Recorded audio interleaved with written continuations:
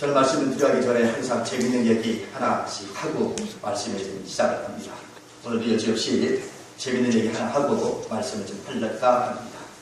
세 남자가 바다 낚시를 배를 타고 나갔습니다. 배를 타고 나가서 낚시를 하는데 폭풍을 만났어요.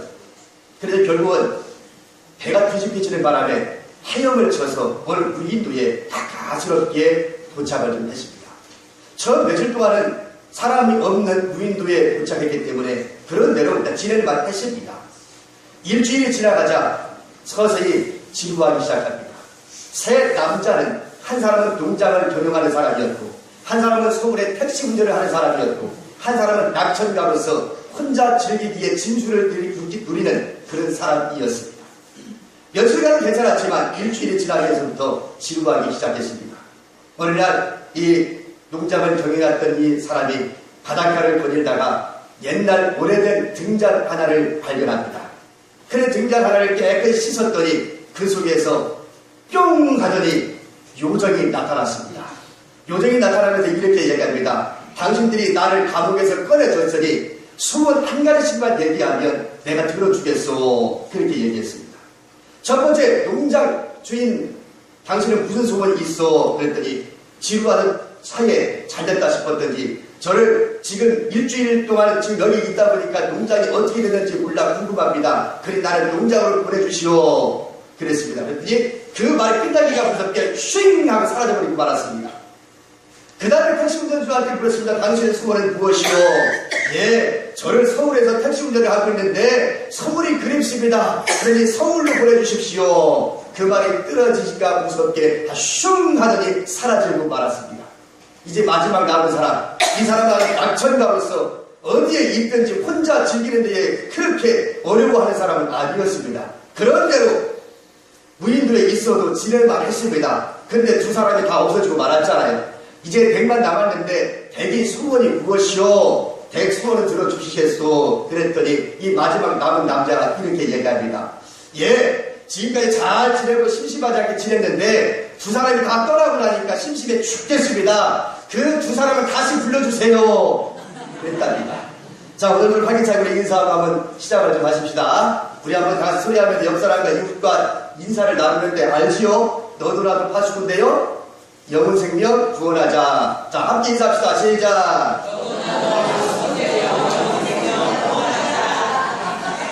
예, 너도나도 파수꾼데요. 영혼 생명 구원하자. 좋아요. 자, 여기 보십시다. 세상에 어떤 영향력을 행사하는 사람을 가리켜서 우리는 뭐라고 부르냐면 역사적인 인물이라고 얘기해요. 자, 여러분들이 기억하고 있는 역사적인 인물들은 누구누구 있을까요? 우리나라로 이야기하면 제일 먼저 떠오르는 사람은 각각 틀리겠지만 제가 먼저 떠오르는 대로 얘기를 해보자면 우리나라 한글을 만들었던 세종대왕이 지금 떠오를 겁니다. 이죠?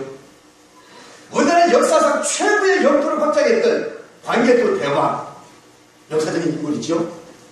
임진왜란 때 이 나라를 구원해줬던 이순신 장군, 이런 사람이 역사적인 인물입니다. 뭐 세계적으로 이야기한다면 뭐 알렉산드라, 아인슈타인, 뭐 징기스칸, 뭐 큐리부인, 나폴레옹, 뭐 이런 사람들이 있겠죠. 이런 사람들을 우리는 역사적인 인물이라고 얘기해요.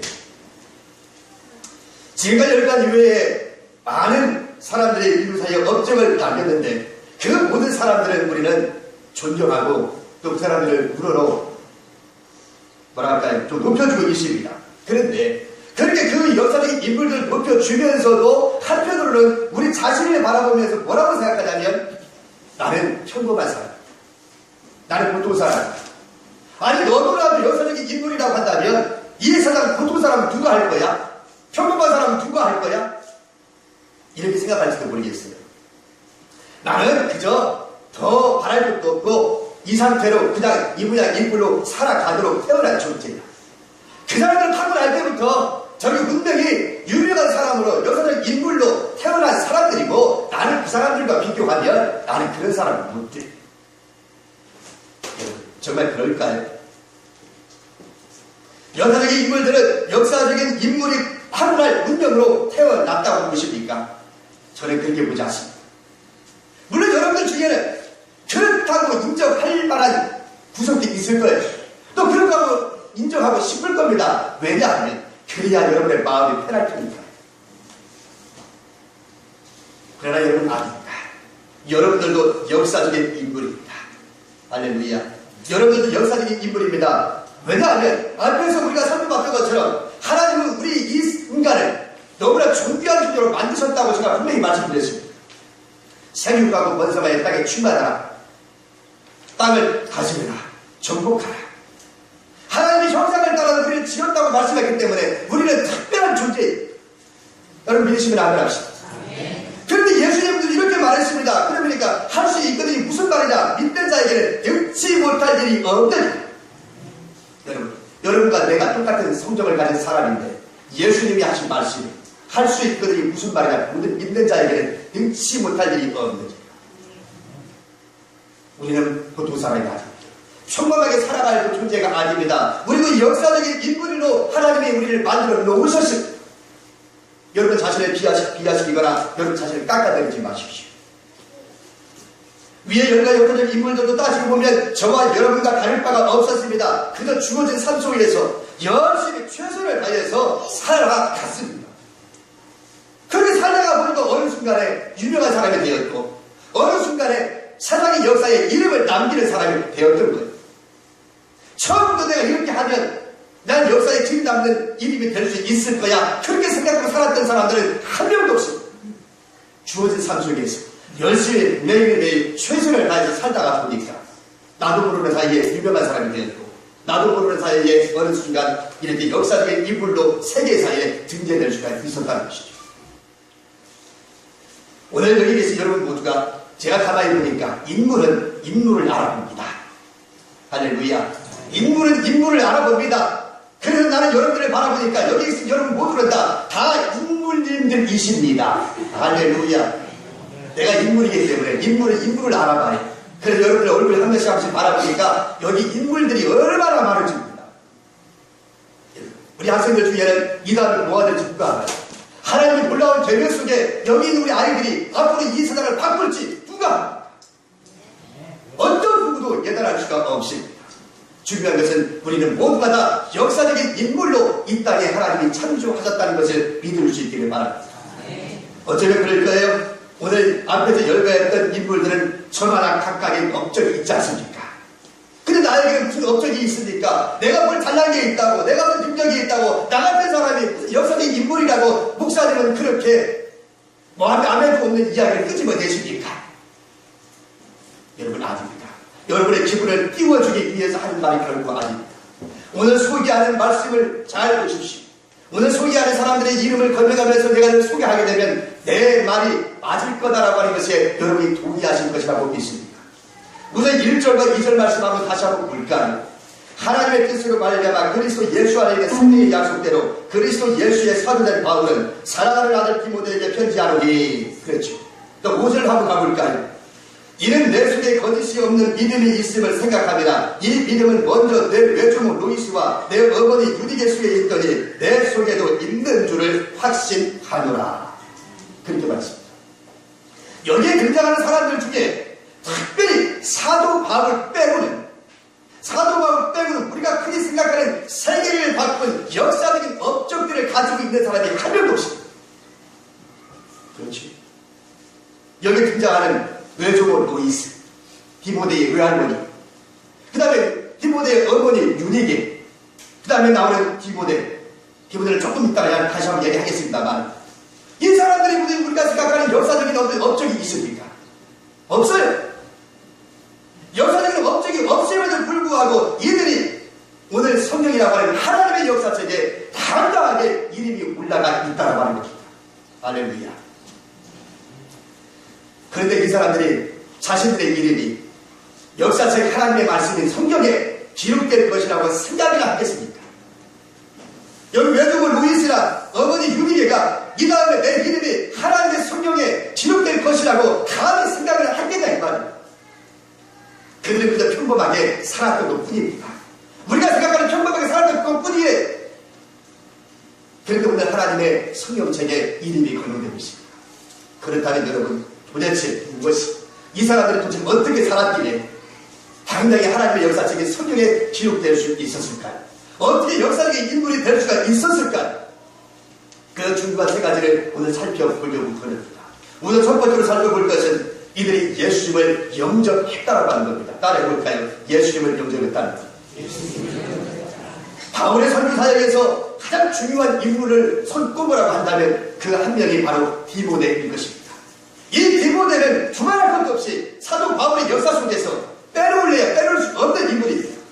그런데 이 디모데를 만든 사람이 누구였냐면 외조모 루이스였고 어머니 유니게였다고 오늘 성경은 분명하게 이야기해주고 있습니다.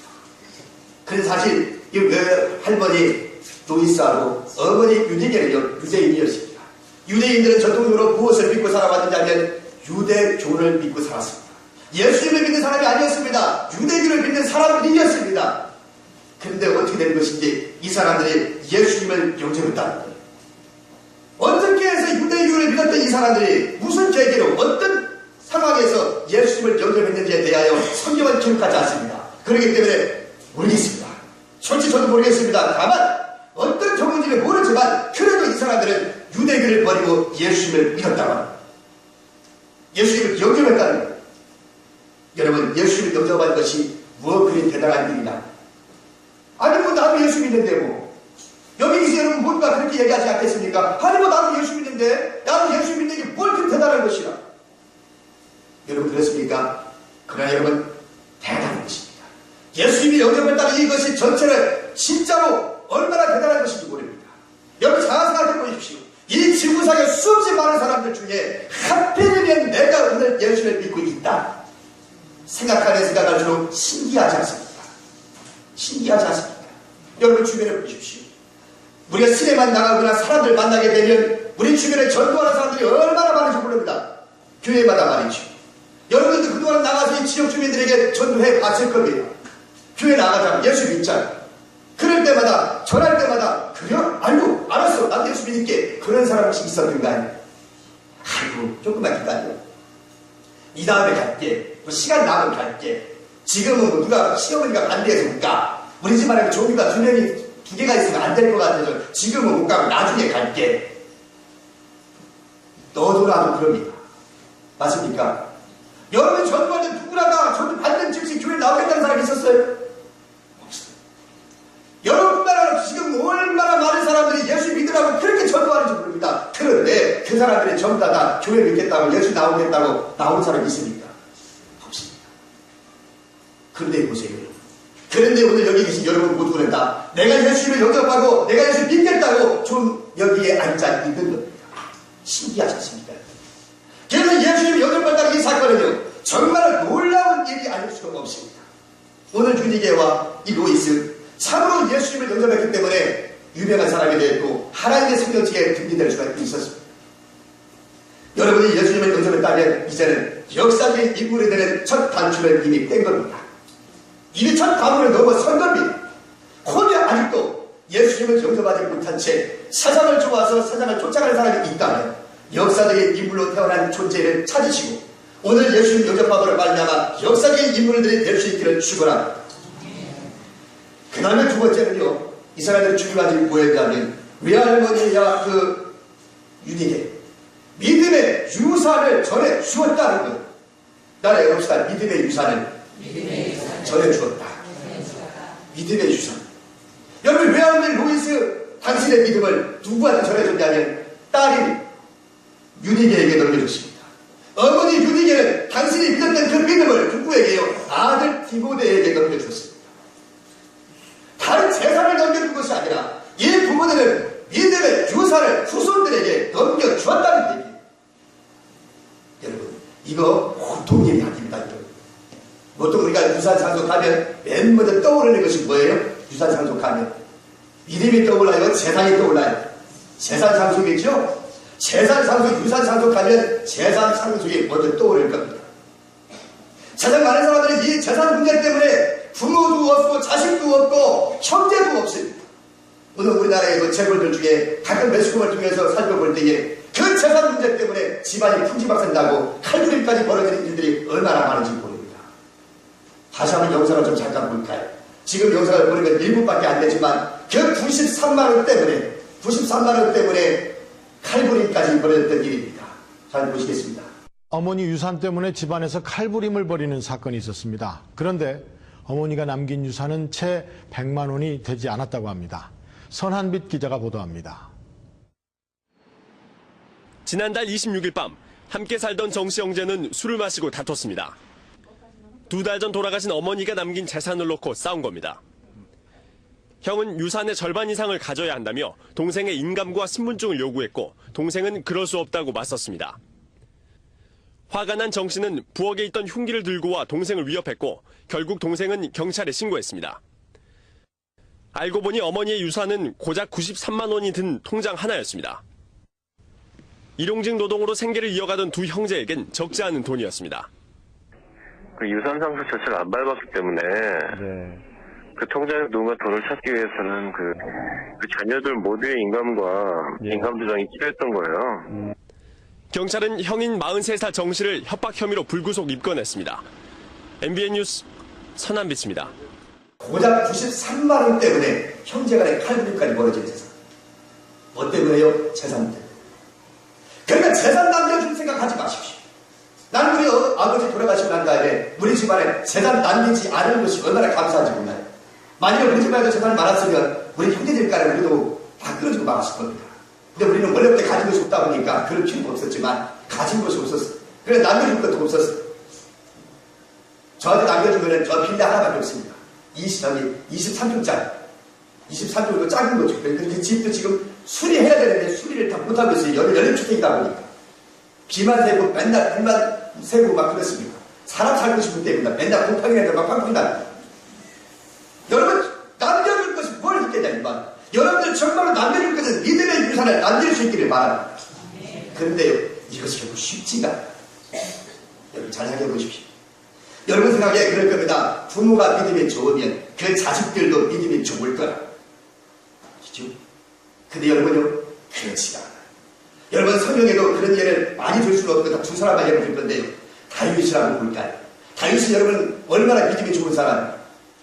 심지어 다윗이 실수를 하고 살인까지 저질렀다 할지라도 우리 하나님이 다윗을 보내 뭐라고 했다고요? 내 마음에 합한 자라고 얘기했어요. 다윗이 얼마나 하나님과 마음에 들었는지 내가 다윗을 보니 내 마음이 합한 자라고 그렇게 우리 주님이 다윗을 칭찬했습니다.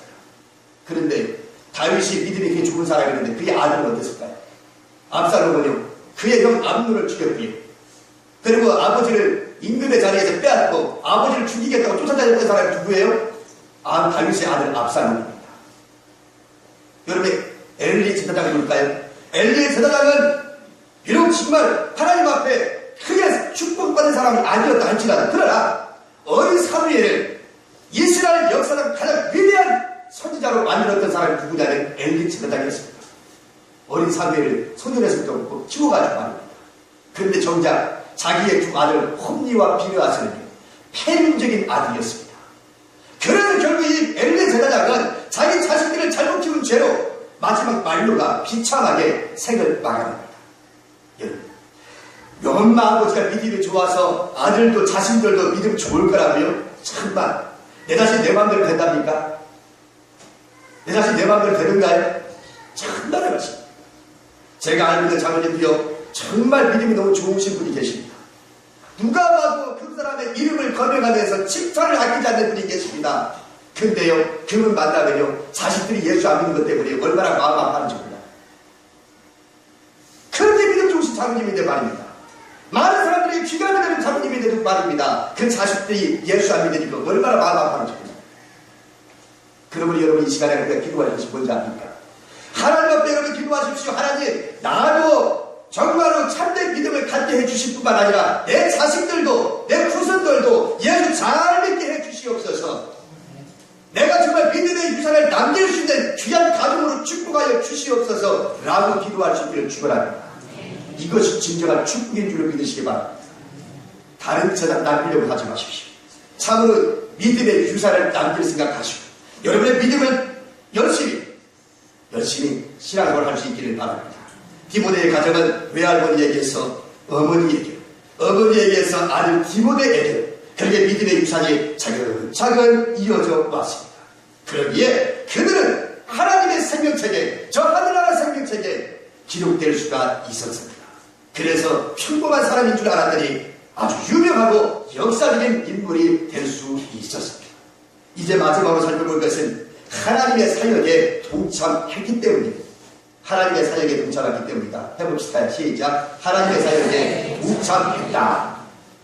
야, 앞에서 잠깐 살펴봤습니다. 사도 바울의 역사 속에서 이 디모데는 빼놓을 수가 없다. 이 디모데는 어떤 의미에서 바라보면 사도 바울의 선교 역사 속에 협력자로 붙여준 바로 좋은 협력자였습니다. 그런데요, 따지고 보면요, 이 디모데가 출신과 배경은 그렇게 썩 좋지 않았어요. 디모데는 평범한 사람이었습니다. 심지어 건강도 그렇게 좋지 않았습니다.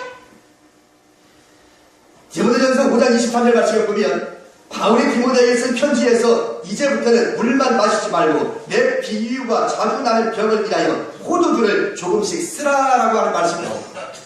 그만큼 이 디모데는 위장병이 자주 있었습니다. 그래서 물만 마시지 말고 이제부터는 포도주를 좀 약으로 쓰라고 바울이 그렇게 권면했던 것을 볼 수가 있습니다. 출신 배경도 썩 좋지 않았고 건강도 그렇게 썩 좋은 편이 아니었습니다. 그뿐이 아니었습니다. 디모데는 가문도 좋지 않았어요. 가문도. 사도행전 16장 1절에 가게 되면 이렇게 소개하고 있습니다. 그 모친은 믿는 유대 여자요 부친은 헬라인이라. 그러니까 디모데의 아버지는 누구라고요? 헬라 이방 사람이에요. 어머니 웬일이며? 유대인이었어요. 가문도 썩 좋은 편이 아니었습니다. 그러니까 이 아버지는 믿음 있는 사람이 아니었습니다. 헬라 사람이었을까? 이방 사람이었을까 말입니다. 근데 성경은 이 아버지, 디모데의 아버지가 일찍 죽은 걸로 기록되고 있습니다. 어떤 일로 어떻게 죽었는지는 알 수는 없습니다.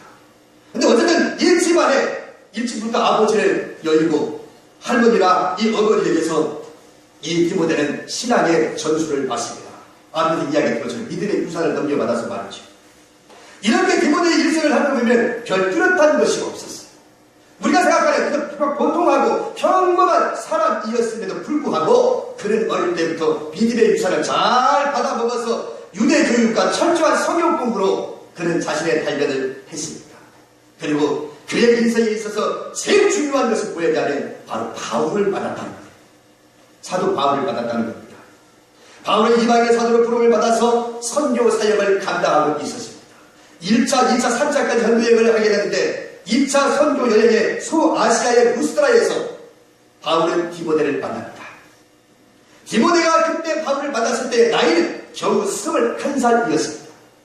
아주 어린 나이였죠. 21살에 사도 바울에게 세례를 받고 바울로 인하여 이 디모데는 좋은 협력자로서 믿음의 동역자로서 쓰임을 받게 됩니다. 디모데는 후서는 우리가 읽었던 이 디모데 후서는 사도 바울이 2차 로마 감옥에 갇혔을 때 기록한 책입니다. 바울은 2번이나 걸쳐서 로마 감옥에 갇히게 되는데 1차와 2차 때 1차에서는 그래도 좀 자유가 있었어요. 가택연금 정도가 있었으니까요. 가택연금 정도에 있어서 복음을 전하는 데는 큰 어려움이 없었습니다. 그런데 바울의 마지막 순교를 다하기 직전에 2차로 로마 감옥에 갇혔을 때는 그때는 자유가 없었습니다. 4대천 로마 감옥에 갇혀서 죽일 날만 기다리고 있었던 때가 바로 지금입니다. 로마에서 이제 얼마 있으면 바울은 순교를 당하게 된 처지에 놓였습니다. 그리고서 마지막으로 사랑하는 영적인 아들 디모데에게 오늘의 이 편지를 쓰면서 속히 내게 오라 그렇게 당부한 말씀이 디모데 후서의 말씀입니다. 바로 로마 감옥에 있을 때 바울이 이 편지를 쓸 당시에 이 디모데는 에베소 교회를 목회하고 있었습니다. 바울이 선교 여행을 하다가 로마 감옥에 갇히고 나니 더 이상의 활동을 할 수 없기 때문에 이제 바울은 에베소에 남아서 네가 내 대신 좀 후임 목사가 되어 일을 좀 하라고 지시를 했고 그 사명을 부여받아서 에베소에서 열심히 목회를 했고 디모데는 에베소에서 목회할 뿐만 아니라 사도 바울의 선교 역사 속에 끊임없이 돌아다니면서 협력했던 사람이 바로 디모데였습니다. 여러분, 여기서 중요한 게 뭐예요? 오늘 디모데가 역사적인 인물이 될 수 있었던 비결, 그는 누굴 만났기 때문일까요? 사도 바울을 만났기 때문입니다. 사도 바울을 만나서 하나님의 선교 사역을 감당하는 그런 일을 했기 때문에 유명한 사람이 되었던 겁니다. 제가 알고 있는 장로님 한 분 계십니다. 그분의 믿음은 많은 사람들의 귀감이 되었습니다. 그래서 그 교회를 거쳐갔던 많은 목사님들마다 그들이 어디에서 목회를 하든지 그분의 이름을 떠올리면서 그분의 교회와 그분의 이름을 떠올리면서 얼마나 칭찬을 아끼지 않는지 모릅니다. 나도 사실 그분을 잘 몰랐는데 어느 무인에 가서 이야기를 들어보니 식사를 하는 중에 무슨가 얘기를 하고 나누는데 그 이야기를 나누는 분을 알아봤더니 바로 내가 알고 있는 장로님이셨어요. 어느 교회를 가든 그 교회에 거쳤던 모든 목사님들이 그 장로님을 칭찬합니다. 보기에는 평범한 사람이었고 우리와 똑같은 사람이었습니다. 그런데 그는 주의 종들마다 그분의 이름을 떠올리면서 어딜 가든 칭찬을 아끼지 않는다 이 말입니다. 여러분 진실로 우리 역사적 인물을 되는 건 다른 거 아닙니다.